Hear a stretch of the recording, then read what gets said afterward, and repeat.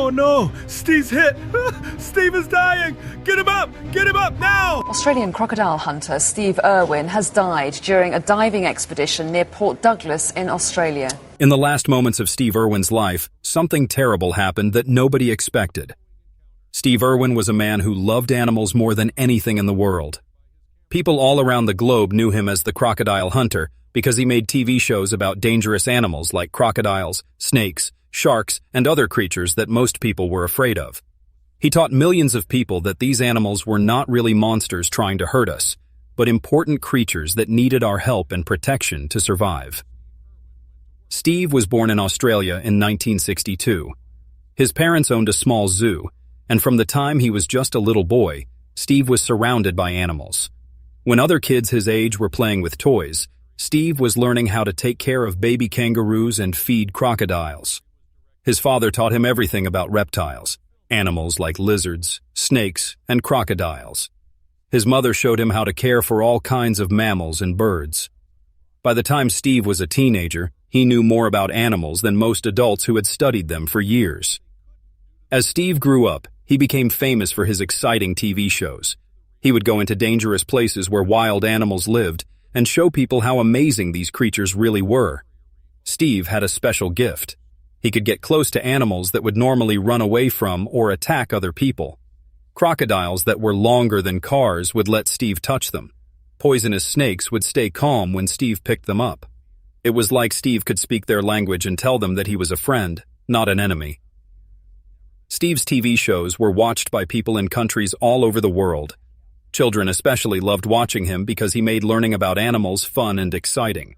He never used boring scientific words that were hard to understand. Instead, he would say things like crikey and beauty when he saw an amazing animal. His enthusiasm was so contagious that people who had never cared about animals before started to love them too. By 2006, Steve was 44 years old and had been making TV shows for more than 15 years. He was married to a wonderful woman named Terry, who also loved animals and helped him with his work. Together, they had 2 children, a daughter named Bindi, who was 8 years old, and a son named Robert, who was only 2 years old. Steve loved his family more than anything, and he wanted his children to grow up loving animals the way he did. Steve owned a large zoo in Australia called Australia Zoo. This wasn't like the small zoos you might visit in your town. Australia Zoo was home to thousands of animals from all over the world. There were crocodiles, elephants, tigers, koalas, kangaroos, and hundreds of other species. Steve and his family lived right at the zoo, so they could take care of all the animals every single day. For Steve, the zoo wasn't just his job. It was his home and his life's work. On September 4th, 2006, Steve woke up early like he did every morning. He always got up before the sun came up because that's when many animals are most active. He loved to walk around his zoo in the quiet morning hours, checking on all his animal friends and making sure they were healthy and happy. That morning, Steve had a special job to do. He was going to film scenes for a new TV show called Ocean's Deadliest for the Discovery Channel. This show would be different from his usual programs about land animals. Instead, he would be exploring the ocean to show people about the most dangerous sea creatures in the world. Things like sharks, jellyfish, octopuses, and stingrays. Steve packed his truck carefully with all the equipment he would need. He loaded diving tanks full of compressed air that would let him breathe underwater for long periods of time. He packed underwater cameras that were specially designed to work in the salty ocean water. He brought diving masks, flippers, and waterproof suits that would protect him from the cold water and dangerous sea creatures. He also packed first aid supplies, just in case someone got hurt during the filming. Steve drove his truck for several hours to reach a small coastal town near Port Douglas in northeastern Australia. Port Douglas is a beautiful place where the land meets the Great Barrier Reef, one of the most amazing natural wonders in the world. The Great Barrier Reef is like an underwater city that stretches for more than 1,400 miles along the Australian coast. It's home to thousands of different types of fish, coral, sharks, turtles, dolphins, whales, and other sea creatures. When Steve arrived in Port Douglas, he met up with the rest of his filming crew. The director of the show was a man named John Stanton, who had worked with Steve on several other projects before. John was an experienced filmmaker who knew how to capture exciting footage of dangerous animals while keeping everyone safe. But that morning, John felt very worried and uneasy. He couldn't explain why, but he had a strong feeling that something bad was going to happen. John had been making nature documentaries for many years, and he had learned to trust his instincts when something didn't feel right. He was so concerned that he actually asked his friends and the people who were paying for the TV show if they could cancel the filming that day and try again later. However, the TV network had already invested a lot of money in this project. They had paid for the boat, the equipment, the crew's salaries, and many other expensive things. Canceling the filming would have cost them thousands of dollars and delayed the entire production schedule. So even though John was worried, the decision was made to continue with the planned filming. John tried to push his bad feelings aside and focus on doing his job. He had worked with Steve many times before, and Steve was always very careful around dangerous animals. Steve had been working with deadly creatures for more than 20 years and had never been seriously injured. John told himself that his worries were probably just normal nervousness before a big filming day. Steve's boat, which he had named the Croc 1 after his favorite animals, was waiting at the marina. The Croc 1 was a large, sturdy vessel that was specially designed for wildlife filming expeditions. It had powerful engines that could quickly get them to remote locations, and it was equipped with all the latest safety equipment, including life jackets, emergency radios, first aid supplies, and rescue equipment. The most important member of Steve's crew that day was his cameraman, Justin Lyons. Justin was not just Steve's employee, he was also one of his closest friends. Justin had been filming Steve's adventures for several years, and he knew how to capture amazing footage while staying safe around dangerous animals. Justin was an expert underwater photographer who could swim well and hold his breath for long periods of time. He used special waterproof cameras that could film in the dim light conditions found deep underwater. As the Croc 1 left the harbor and headed out toward Bat Reef, Steve was excited about the day ahead. Bat Reef was located near the outer edge of the Great Barrier Reef, where the water was very deep and home to some of the ocean's most impressive predators. Steve hoped to film footage of large sharks, which would be perfect for his Ocean's Deadliest show. The boat ride to Bat Reef took about an hour. During the trip, Steve and Justin talked about their plans for the day. They wanted to find a large shark, preferably a tiger shark or bull shark, that they could film safely from a distance. These sharks are considered some of the most dangerous in the world, but Steve knew that they usually didn't attack humans unless they felt threatened or confused. When they arrived at Bat Reef, Steve and Justin put on their diving gear. They put on thick wetsuits that would protect them from the cold water and any sharp coral or rocks. They strapped heavy tanks of compressed air to their backs, which would allow them to breathe underwater for up to an hour. They put on diving masks that would let them see clearly in the underwater world, and flippers that would help them swim efficiently and quietly so they wouldn't scare away the sea creatures they wanted to film. Steve and Justin jumped into the crystal blue water and began swimming down toward the reef. At first, everything seemed perfect. The water was warm and inviting, and they could see colorful fish swimming all around them. The coral reef below them was like an underwater garden, with bright orange, pink, and purple corals providing homes for countless sea creatures. But as they swam deeper, they noticed that something was wrong.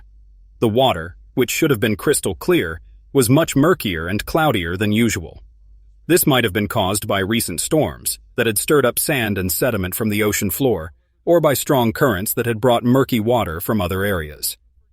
The cloudy water made it very difficult for Steve and Justin to see more than a few feet in any direction. This was dangerous because they couldn't spot sharks or other large predators until they were very close. It also made filming nearly impossible because the underwater camera's queue wouldn't capture clear images through the murky water. Steve and Justin spent more than an hour swimming around the reef, searching for sharks to film. They saw some smaller fish and a few sea turtles, but no sharks. The cloudy water made it impossible to get the kind of dramatic footage they needed for their TV show. Sharks are very sensitive to movement and sound, and they tend to stay away from areas where they can't see clearly. After searching for a long time without success, Steve and Justin decided to give up for the day. They were disappointed because they had traveled so far and prepared so much, only to find that the conditions weren't right for filming. They started swimming back toward the surface, planning to return to their boat and try again another day when the water was clearer. But just as they were about to surface and end their dive, Steve spotted something interesting moving along the ocean floor below them. It wasn't the shark they had been looking for, but it was still an amazing sea creature that would be perfect for filming. It was an enormous stingray, gliding gracefully through the water like a living carpet. Stingrays are some of the most beautiful and graceful creatures in the ocean. They are flat fish that have evolved to live on the ocean floor. Their bodies are shaped like large diamonds or triangles, and they swim by, flapping their sides like wings. This makes them look like they are flying through the water rather than swimming. Some stingrays can grow to be enormous, as wide as a small car and weighing several hundred pounds. The stingray that Steve saw was particularly magnificent. It was probably about 8 feet wide and had a long whip-like tail that trailed behind it as it swam. Its skin was a beautiful pattern of browns and grays that helped it blend in with the sandy ocean floor. When stingrays want to hide, they can bury themselves in the sand so completely that they become almost invisible. Steve had worked with stingrays many times before during his career. He knew that they were generally very gentle and peaceful animals, unlike sharks, which are active predators that hunt other fish. Stingrays prefer to eat small creatures like worms, clams, and shrimp that they find buried in the sand. They use their flat bodies to dig in the sand and their sensitive mouths to find food. Most importantly, Steve knew that stingrays very rarely attack humans. They are naturally shy creatures that prefer to avoid contact with people. When a stingray sees a human approaching, its first instinct is usually to swim away quickly or bury itself in the sand to hide. Stingrays only use their venomous tail barb as a weapon when they feel trapped or extremely threatened, or when someone accidentally steps on them while they're buried in the sand. Steve thought this stingray would provide perfect footage for his TV shows. Even though they hadn't found the sharks they were originally looking for, this beautiful stingray would give them amazing material for Ocean's Deadliest. Steve also realized that this footage would be perfect for another project he was working on, a children's television show called Bindi the Jungle Girl that was named after his daughter. Bindi the Jungle Girl was a show designed specifically for young children to teach them about animals and conservation. Steve wanted to show kids that even animals that seemed scary or dangerous could be beautiful and important. He believed that if children learned to love and respect animals from a young age, they would grow up to be people who would help protect wildlife and the environment. Steve positioned himself directly above the stingray, floating about 6 feet over the animal. He thought this angle would give Justin the best view for filming and would create dramatic footage that would look amazing on television. The stingray seemed completely calm and unaware of the humans floating above it. It continued swimming slowly along the ocean floor, occasionally flapping its wing-like sides to propel itself forward.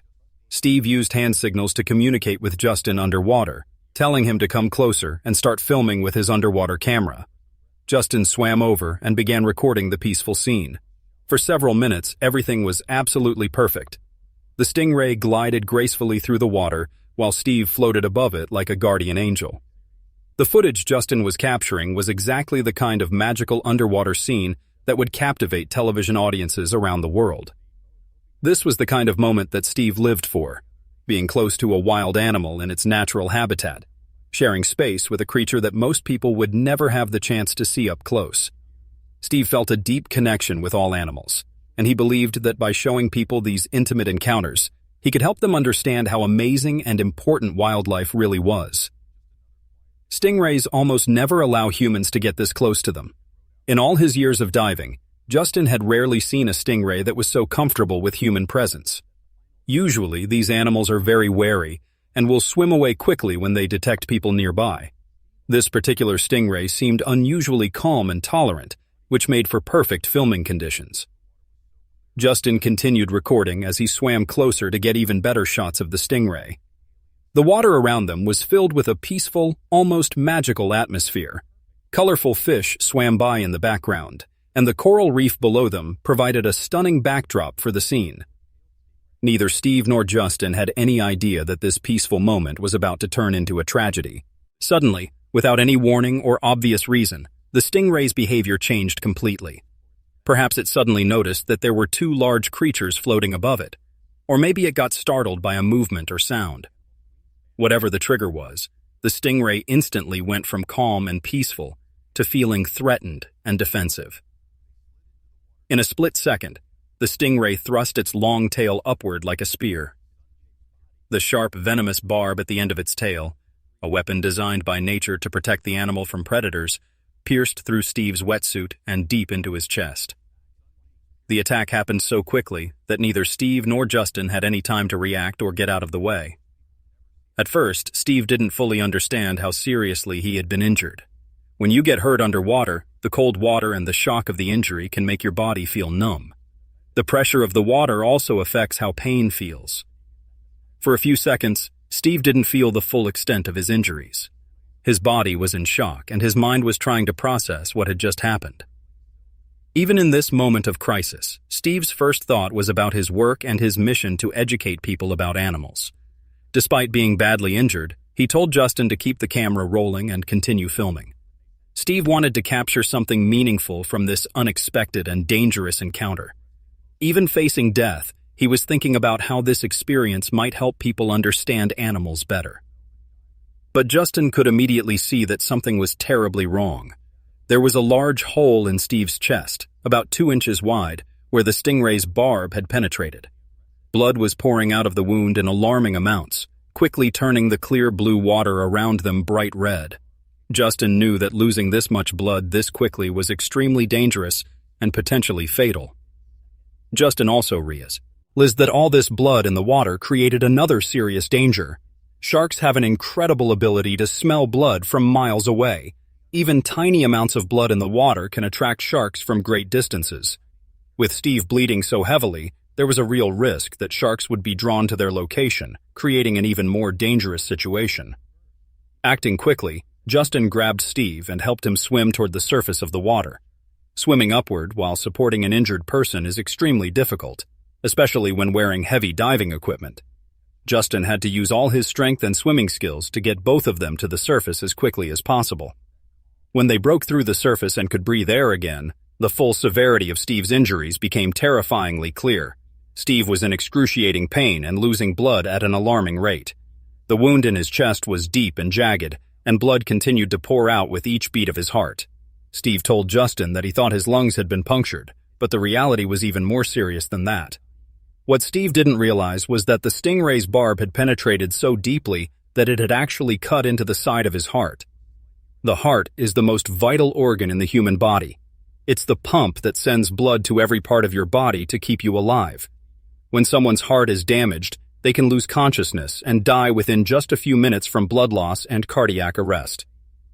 Justin immediately shouted to the crew members on the boat, calling for emergency help. The crew could see that Steve was in serious trouble, and they quickly launched a small inflatable speedboat to reach him as fast as possible. Every second counted now. The longer Steve stayed in the water losing blood, the less likely it was that he could be saved. The boat crew pulled Steve out of the water and laid him on the bottom of the speedboat. Throughout this entire terrifying ordeal, Steve showed incredible courage and strength. Even though he was in tremendous pain and getting weaker by the minute, he tried to stay conscious and alert. Steve was a fighter, and even facing death, he wasn't ready to give up. Justin and the other crew members immediately began trying to stop the bleeding by pressing their hands firmly against Steve's wound. They tore pieces of cloth from their shirts to use as bandages and applied as much pressure as they could to try to stem the flow of blood. They talked to Steve constantly, begging him to stay awake and telling him to think about his wife Terry and his children Bindi and Robert, who needed him to survive. The speedboat raced toward shore at maximum speed, bouncing violently over the waves. Every bump and jolt caused Steve more pain, but getting to medical help quickly was their only hope. The crew used their radio to call ahead to shore, requesting that paramedics and an ambulance be waiting when they arrived. As they raced toward land, Steve began to understand that he was dying. He could feel his strength leaving his body as he continued to lose blood.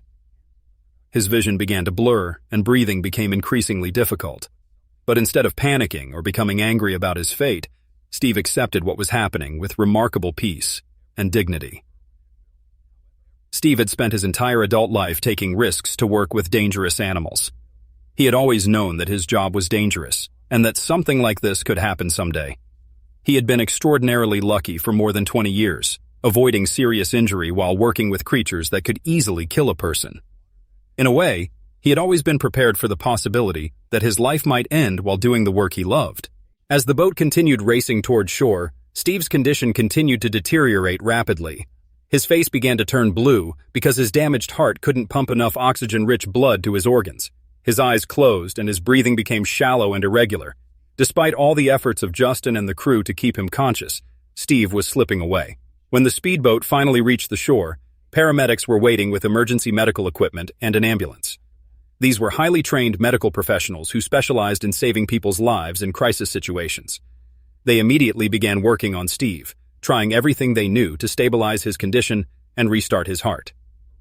The paramedics used advanced life support techniques, including CPR to try to get his heart beating properly again, and emergency medications designed to help the heart function.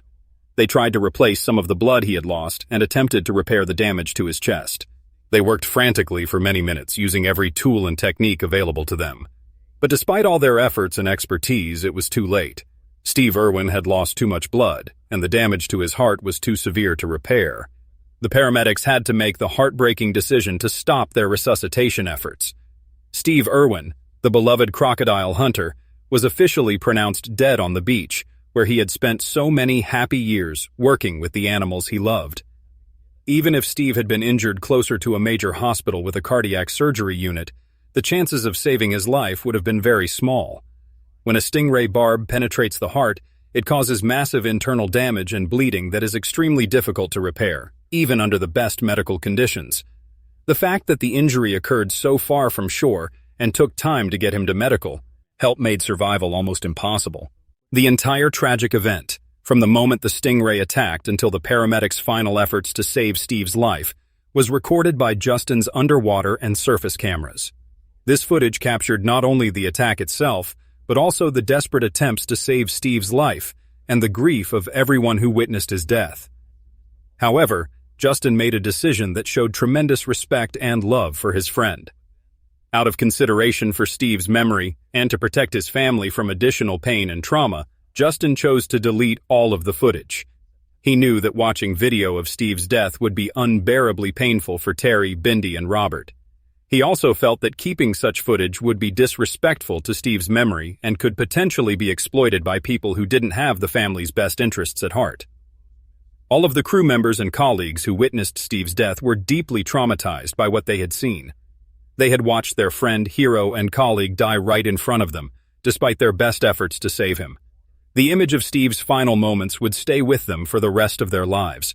Many of them needed counseling and support to deal with the emotional trauma of witnessing such a tragic event. When Steve's wife Terry and his children Bindi and Robert received the phone call telling them about Steve's death, their world was shattered. They were visiting the island of Tasmania at the time, enjoying a family vacation, when they learned that the most important person in their lives was gone forever. Terry had lost her husband and best friend, and the children had lost the father who had taught them everything about love, courage, and caring for animals. The news of Steve Irwin's death shocked people all around the world. Millions of people who had watched his TV shows and learned from his teachings felt like they had lost a personal friend. Flowers, letters, and tributes poured in from every continent as people expressed their grief and shared stories about how Steve had inspired them to care about wildlife and conservation. But even in their tremendous grief, Steve's family was determined to honor his memory and continue his important work. Steve had always taught Bindi and Robert that animals needed human advocates, people who would speak up for them and protect them from harm. He had shown them that every species on Earth has value and deserves to be preserved for future generations.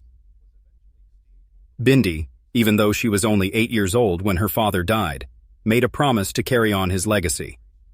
She began appearing on television and speaking to groups about the importance of wildlife conservation.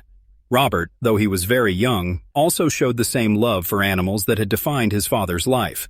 Both children decided that they would dedicate their lives to continuing their father's mission of education and conservation.